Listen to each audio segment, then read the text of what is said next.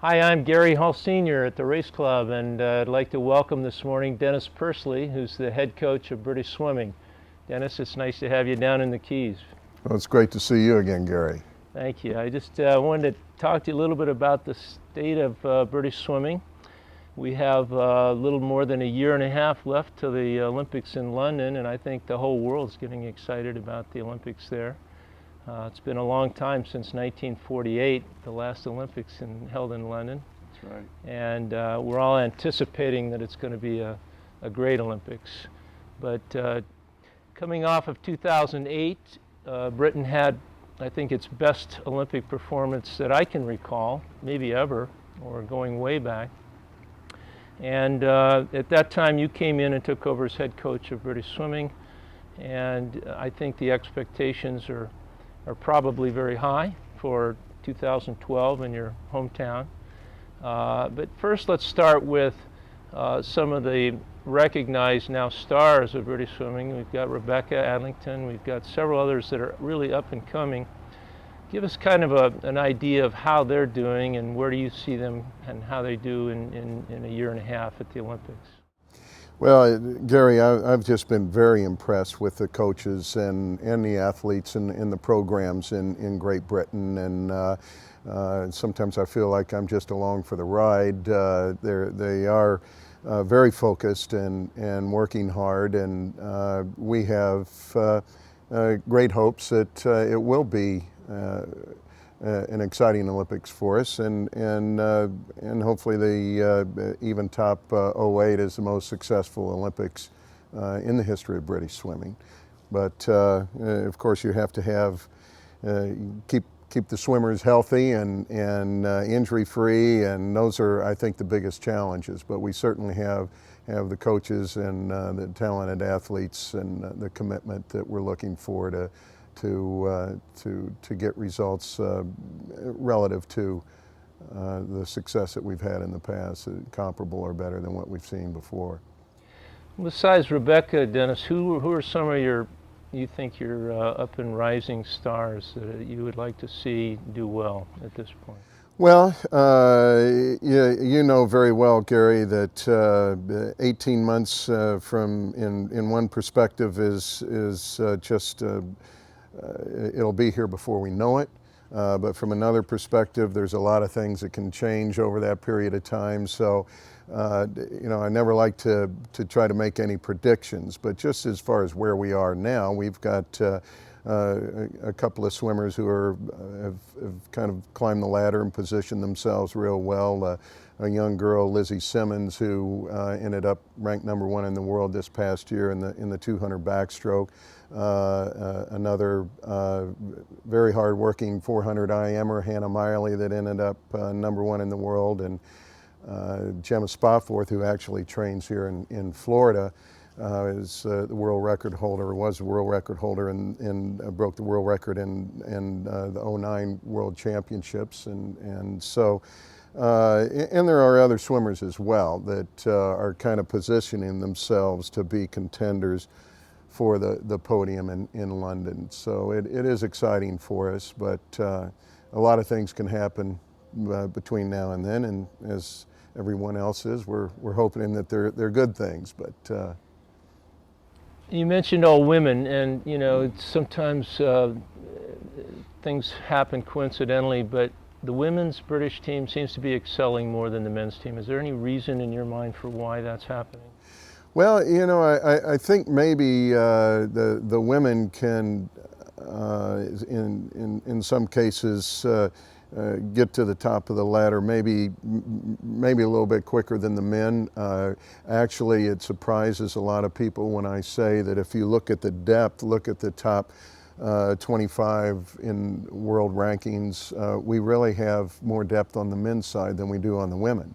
And we just happen to have right now more women that are ranked in that top 3, or that are higher profile that get the recognition. But in that next tier, we probably have more men than women. So we hope obviously that 2012 will be an opportunity for the men to take that final step. But so I don't think it's a matter of the program favoring the women over the men. It's just probably as much coincidence as anything else at this stage.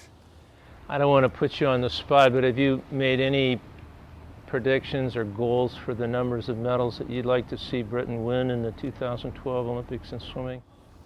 Well, as you might not be surprised again, that's probably the most frequent question any head coach gets, and I've consistently, for my whole career, disappointed people asking the questions. I just because it is really unpredictable, and so I really don't make predictions, and I think if our focus is on being as prepared as we possibly can be to be the best that we can be, then the medals will take care of themselves. Denny, you've been either the title of national team director or head coach of 3 different countries in Australia, the United States, and now in Britain.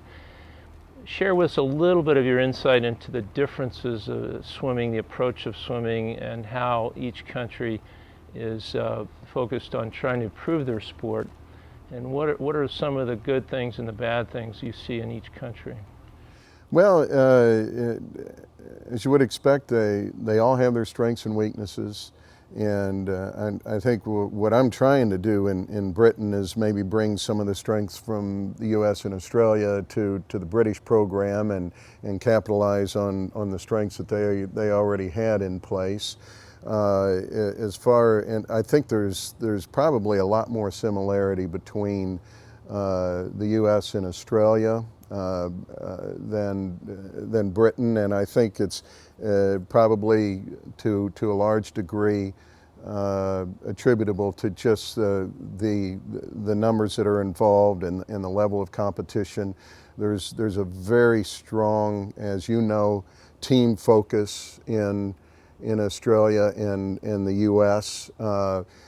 In the past, maybe understandably, not as strong in Britain. Typically, British swimming history has been a history at the world-class level where you have a very small team in the top-level competitions, the Olympics and the World Championships, and maybe only 1 or 2 of those swimmers that realistically had a chance to get to the podium. So understandably, all the focus was maybe on those individual athletes.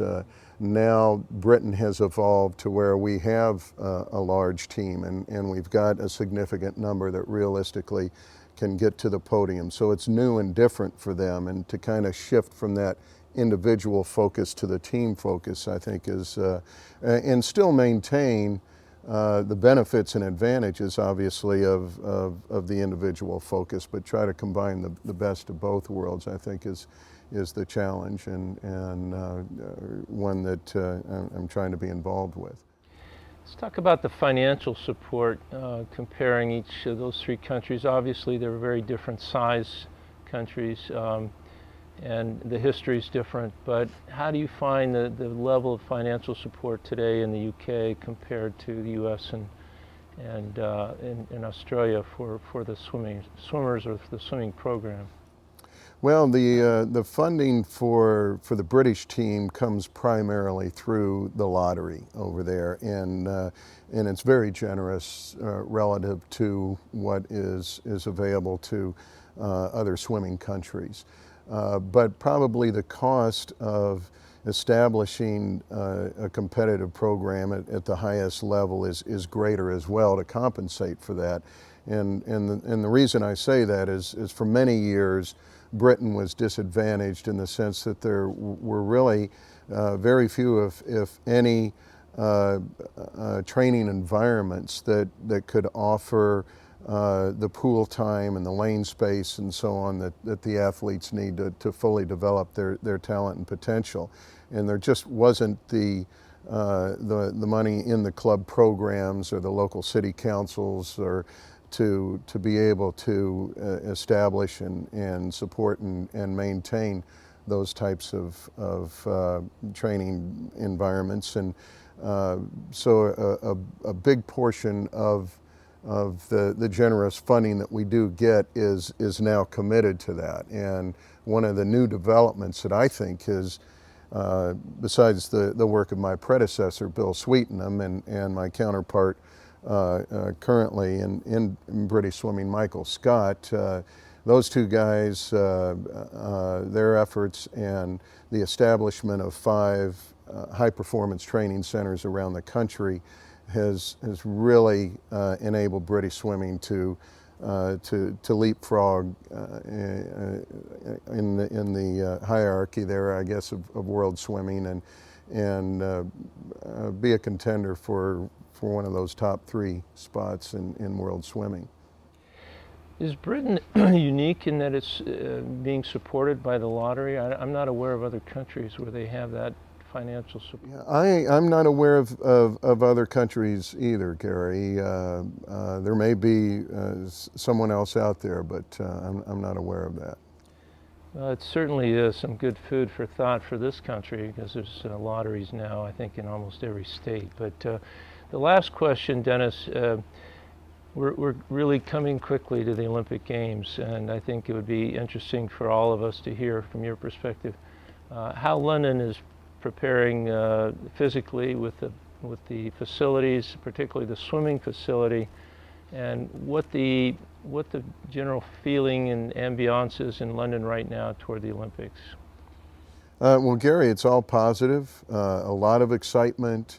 It's my understanding that all the venues are either on schedule or ahead of schedule, and the swimming venue is actually, it's my understanding, going to be the marquee venue, in the sense that it's the first one that people are going to see when they cross the bridge to the main entrance to the Olympic Park, and so they wanted to really grab your attention and create a positive first impression. And so we're very excited about it, and think it'll be a first-class environment for the world's best to compete in. Well, I think the rest of the world is also looking forward to London being a great Olympics, as I think the Olympic tradition and history there is rich, and it's a great city, and I think with the Olympics there, it'll make it even better. So I hope that somehow, some way, I'll be able to get over there and watch. But Dennis, thanks for joining us. We appreciate you coming, and have a great stay in the Keys. And he just happened to be here for one day out of the year, and we just saw a manatee in the creek behind us. So he caught it. Must be his lucky day. But it's great to have you here. That was a treat. Thanks.